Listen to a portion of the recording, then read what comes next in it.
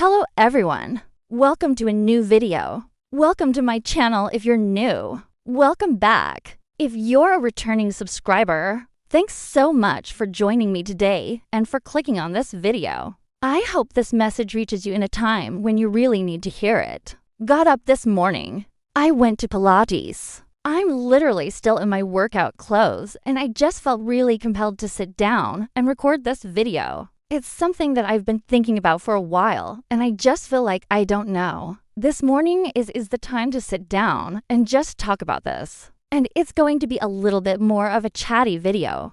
But I hope you stick with me because I feel like if you found this video today, it's probably something that maybe you need to hear. It's something that I needed to hear 3 years ago, and a lesson. That has really transformed my life since then. And what I want to talk about today is self-love. And I know that this is a popular topic and lots of people have all sorts of opinions on it. So I figured I would add my thoughts into the mix. If you are a returning subscriber, you already know that I don't drink alcohol. That I quit drinking a little over 3 years ago now. And a lot of my videos are about sobriety. But the core message, I hope that comes across in all of my videos, including my sobriety videos, is all about making decisions for yourself and for your life that come from a place of compassion, of self-love, of hope for your future rather than sort of fear. And this video is not sobriety specific, but can definitely apply to sobriety as well.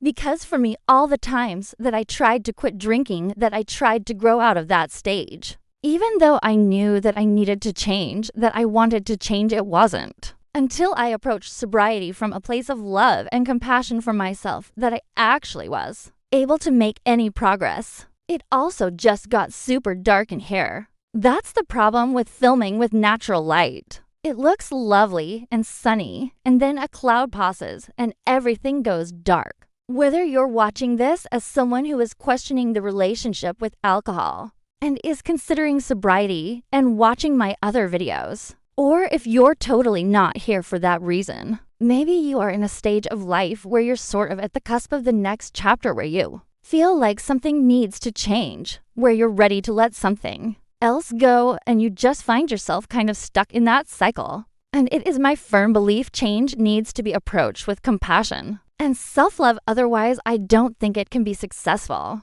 You cannot shame yourself into growth. You have to love yourself into growth. So let's talk about it. Growth requires safety. You cannot punish yourself into growth. You cannot chastise yourself into growth. You cannot shame yourself into growth. It's really hard to take the next step in growth if you don't genuinely care about yourself right now. Whether that's sobriety, whether that's your fitness journey, whether it's recovering from another addiction or an eating disorder or moving on from a relationship. Until you feel safe enough in yourself to take a risk to try something different to fail, you're not setting yourself up for success. If you're going into trying to change, fueled by a self-hatred, shame fuels that cycle that you're trying to break. It reinforces those negative beliefs that we have about ourselves. In my case with drinking, and a lot of people will probably relate to this. If I had a goal to drink less or to not drink, and I ended up drinking more than I said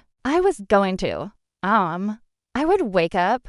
I would feel super ashamed of myself. Obviously, I can't do it. Obviously, I'm not strong enough. You know, I'm a failure. I'm never going to be able to achieve my goals. There's something wrong with me. And that just perpetuated the cycle because then I'd be like, well, I'm already a failure. I might as well continue drinking. For years, I just reinforced this thought that I cannot change. There's something wrong with me. I am broken. I'm a failure. And it just perpetuated the cycle that I so desperately wanted to get out of. The same thing goes for less extreme things, right? If you are constantly talking negatively about yourself, you are reinforcing the shame that makes you feel bad about yourself. You want to be that girl. You want to be the best version of yourself. So maybe you spend all of your time internally thinking about all the things that make you not that girl, that make you not the version of yourself that you want to be. And you're so focused on that and dislike that part of you so much that you literally can't focus on growth because you're so stuck in that cycle of shame. When it comes to real sustainable change, it comes from a place of understanding and compassion. You have to understand where you're at now to have any chance of growing from it instead of approaching it from a lens of shame and failure. Why are you the way that you are? I talk about this in a lot of my sobriety videos. Why do you drink? Like, truly sit down and reflect on, okay, my drinking, my addictions, my eating habits, my negative self-talk, whatever you are trying to grow from. What value does it bring to my life? Because even though it doesn't make sense, all of those things provide a purpose to you, right? For drinking, it might be that it makes you feel more relaxed. It helps you be social, makes you feel more confident, right? Those are real things that we believe drinking gives us, alcohol gives us. When it comes to negative self-talk and self-doubt, even those thoughts have a purpose. They keep you safe because they prevent you from taking risks or trying something new that you might fail at and then feel even worse about. A lot of times we see our negative behaviors or habits as these burdens, right? Again, that shame cycle.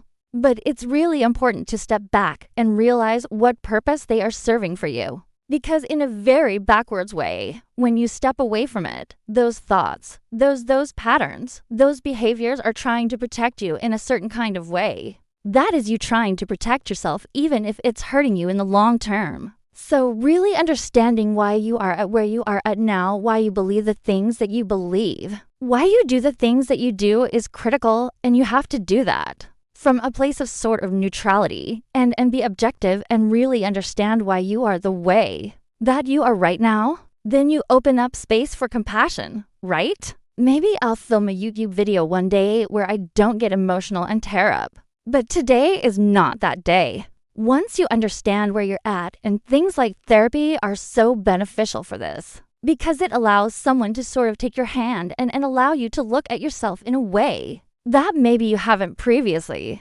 Journaling is another really great way to do this, to kind of step back and reflect on things in a more objective way. That's when you kind of get to kneel next to the version of yourself now and say, okay, I see you. I understand why you do the things that you do. I understand why you are the way that you are. But compassion allows for accountability from a place of love. I think one of the really big things about sort of becoming your own caretaker or your own parent. If you're kind of into the repairing approach, you are responsible for yourself. You are the only person that can change yourself. And for a lot of us, we have to actually learn how to take care of ourselves. Self-love doesn't look like letting yourself off the hook, letting yourself do whatever. Quite the contrary. That compassionate self-love, that inner parent, is often approaching discipline with kindness. It is holding yourself accountable because you care and love yourself, not because you're shaming or punishing yourself, but because you know what you need to be the safest, healthiest, happiest version of yourself. And that a lot of times can look like saying no, doing things that make you uncomfortable, being consistent even when you don't feel like it, right? Having that discipline over motivation that needs to come from a place of self-care and self-love. If you constantly have a harsh inner critic who is shaming you, who is criticizing you, who is just infiltrating your mind with this negative self-talk, it may feel like motivation, but in the long term, it just erodes your self-worth. And you need that self-worth as the foundation for your long-term growth. And every time you make a hard decision and say, okay, I know that right now the craving is really strong. I know that you want to give in again to whatever that might look like. I know that this is really hard, but I'm going to take your hand and I'm going to hold you, and you can do hard things.